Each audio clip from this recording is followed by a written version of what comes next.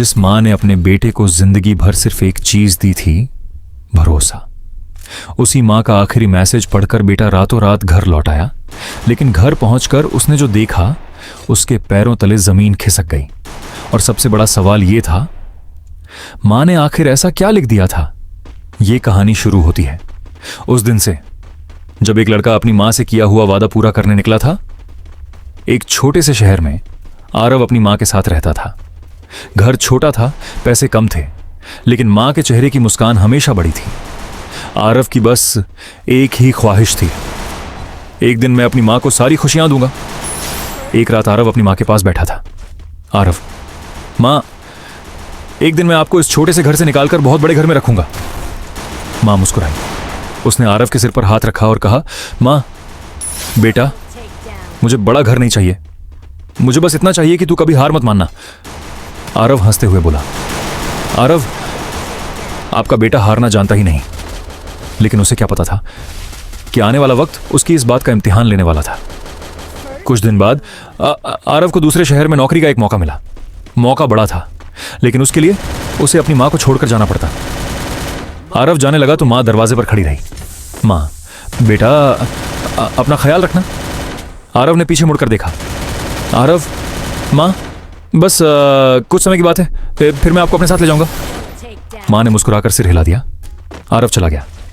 समय बीतता गया। शुरुआत बहुत मुश्किल थी। कभी पैसे नहीं होते, कभी काम का दबाव, कभी अकेलापन। लेकिन हर रात आरव अपनी मां को फोन करता। आरव, मां, आज बहुत थक गया हूं। मां, थक गया है तो आराम कर बेटा, लेकिन अपने सपने से कभी मत थकना। यह बात आरव के दिल में बस गई। उसने और मेहनत शुरू कर दी। सुबह से रात तक काम, और आखिरकार उसकी मेहनत रंग लाई। उसे पहली बड़ी कमाई मिली। उसने अपने लिए कुछ नहीं खरीदा, पूरे पैसे मां को भेज दिए। साथ में सिर्फ एक मैसेज लिखा, मां, आपने मुझ पर भरोसा किया था। आज पहली बार लग रहा है कि मैं आपका भरोसा जीत रहा हूं। कुछ देर बाद मां का जवाब आया, मुझे तुझ पर उस दिन भी भरोसा था जिस दिन तेरे पास कुछ नहीं था।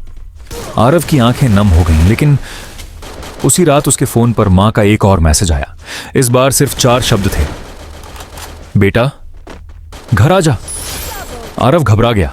उसने तुरंत फोन किया, लेकिन मां ने फोन नहीं उठाया। 1 बार, 2 बार, 10 बार, फिर भी कोई जवाब नहीं। आरव ने उसी रात घर जाने का फैसला कर लिया। वह भागता हुआ घर पहुंचा, दरवाजा खोला। घर में अजीब सी खामोशी थी। टेबल पर उसकी और मां की पुरानी तस्वीर रखी थी, और उसके नीचे एक कागज पड़ा था। आरव ने कांपते हाथों से वो कागज उठाया। उसने पढ़ना शुरू किया, लेकिन कागज की आखिरी लाइन पढ़ते ही आरव की आंखों से आंसू निकल पड़े। उस कागज पर आखिर क्या लिखा था, और आरव की मां कहां थी? जानने के लिए देखिए पार्ट 2।